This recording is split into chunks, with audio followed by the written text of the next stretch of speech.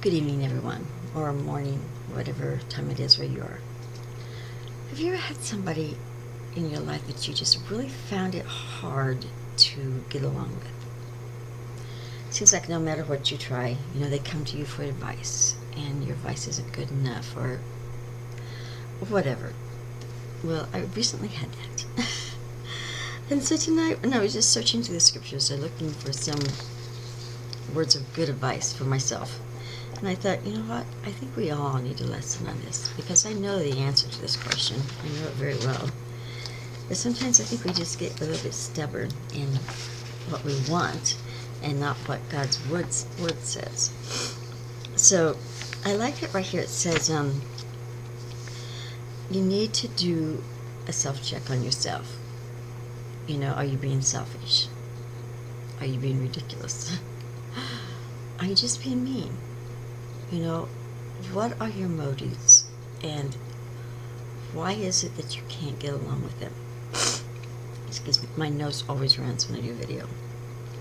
Okay, so it says, first of all, you have to understand the person. Try to understand their side of things and where they came from, and what is their thought process. Not everybody processes advice or encouragement or whatever. We don't all do it the same way. So you need to get to know them really well. And then it says here, now does this mean you have to put up with abuse? No.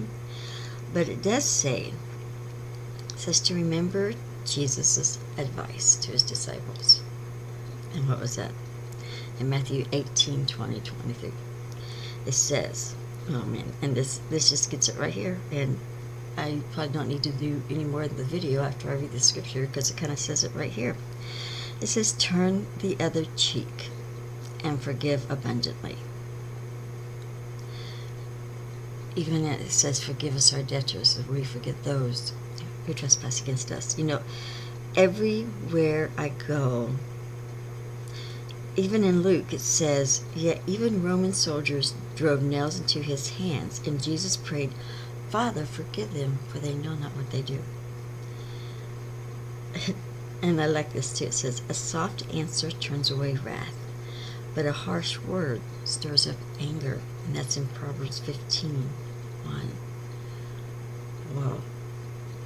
That is a Proverbs that we could use in our every single day life, hour, minute, second. So I kind of just went through some of this, and I like it here. It says, if someone treats you with irritation or anger, set your boundaries kindly but firmly. It says, if you don't, you become a doormat, and the other person can walk over anytime he or she wants to. Sometimes setting your boundaries means doing a little bit of confronting. Back in the little night shift office with my brutally sarcastic coworkers, I came to the point where I had had enough, this man says. Evidently, this man thought that because I came from a home where my dad modeled gentleness, he could harass me and get away with it. But finally, without raising my voice, I told him what I didn't like about his behavior. I didn't stomp out of the room. I didn't threaten to stop talking to him. I behaved in a way that signaled that I considered him a reasonable person. And after carefully preparing what I was going to say so that I wouldn't go off script, I told him matter-of-factly what was on my mind. He was jolted. It was as though a little lamb, me, had suddenly become a German shepherd with an authoritative growl. He didn't suddenly start to like me, but life in that little night office got quite a bit better. Sometimes it's our tone of voice when you talk to people. Sometimes it's the way we look at them. If I'm looking at you and you're talking to me, I'm going, Well, that disguises attitude, and I hate that. When someone gives me attitude that way, they don't even have to say anything, but you feel that attitude. So I went to the scriptures and I looked up a lot of scriptures. And I'm just going to read them to you. And hopefully this will be as much help as it has been to me. 1 John 4:19 through 21. We loved because he first loved us. If anyone says, I love God, and he hates his brother, guess what? He is a liar.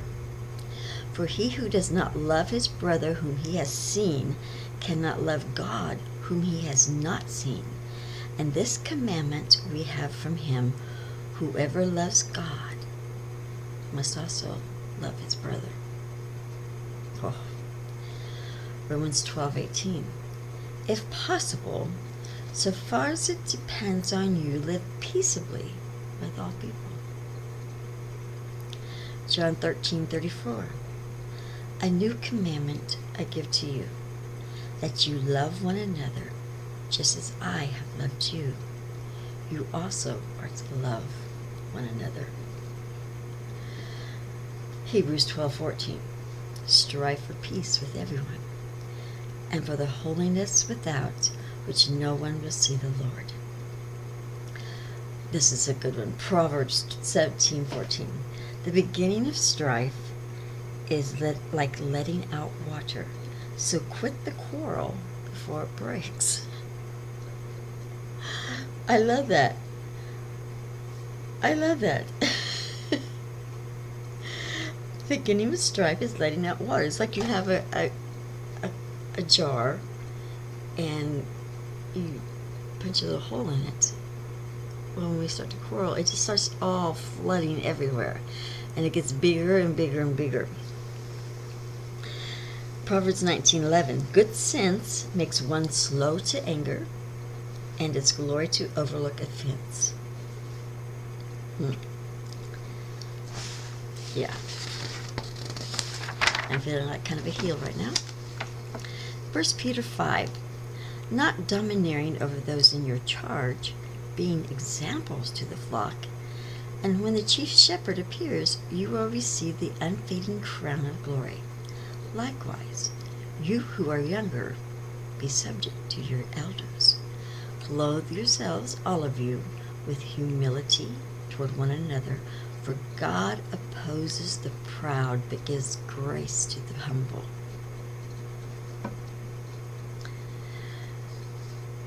Ephesians 5:21.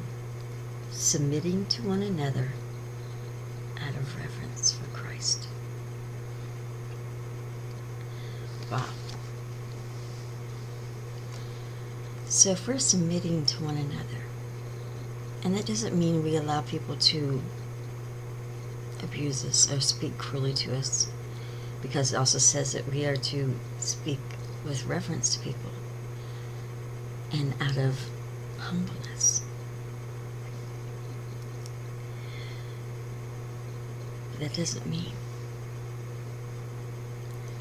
that we are allowed to say whatever we want to say just because of who we are. Or like some older people that I know, they think, well, I'm gotten old enough now that I think that I can say what I really want to say. I don't know what part of the Bible they got that from. But as an elder or an elderly person, someone older than yourself, you're to hold them in high reverence. Sad. Philippians 2:4.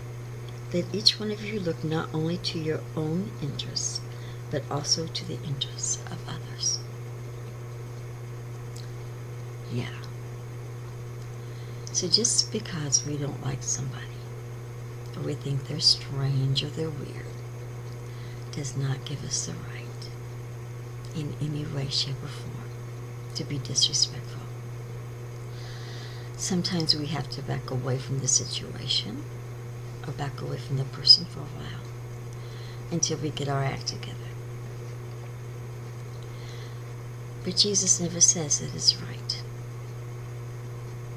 Now, if you have a problem, a spiritual problem, if you think someone has a spiritual problem and they're not doing as God says, they do say to go to that person and talk to them. And if they don't agree, then take some other people with you. But that is in cases where they are sinning. It's not in a case where you just don't get along. We have to try to get along with everyone, every Christian to every Christian, to love our neighbor as ourselves. And who is our neighbor? It's anyone that we come across. It could be the person on the street, or the person in the car behind you who's honking their horn at you saying, hurry up, you know. We still have to be kind. We can't return evil for evil. We have to always follow God's example, because we have to be a shining example of His love and His forgiveness at all times. And never is it right to try to tear somebody down, to hurt them, just because you're aggravated at them, or mad at them, or you don't like them. So, the conclusion to this story is, yeah, you got it. We have to live with each other. We have to try to always be respectful, kind, considerate, slow to anger. If someone is pushing your buttons, if someone is pushing you beyond what you think you're going to be able to handle, and you feel like you're going to explode, it's better to walk away until you regain your composure. Anyway, this is Teresa. Good night.